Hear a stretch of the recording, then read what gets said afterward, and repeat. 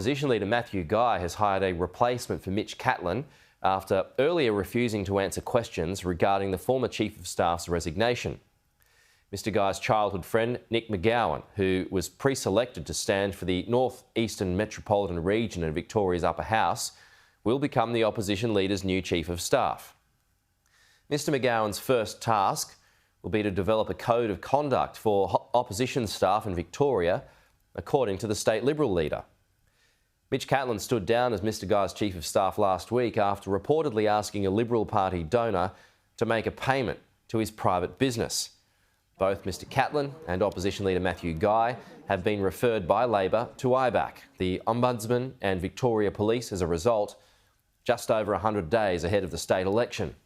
Deputy Premier Jacinta Allen says there are many unanswered questions in regards to the deal that Matthew Guy should respond to. There still appears to be a lot of unanswered questions. The leader of the Liberal Party continues to not answer important questions about these secret arrangements. So in terms of the arrangements as they apply for the Liberal Party, you'd have to really go and speak to Matthew Guy. Mr Guy insists no wrongdoing occurred and focus should be shifted off the Liberal Party and onto Premier Daniel Andrews, who has in recent weeks apologised to the public over past scandals. Ask me about hypotheticals, you go and ask about fact. Fact on a Premier who's been investigated by IBAC 3 times, the Corruption Commission. Don't ask me, you ask that. I'm going to beef up integrity agencies.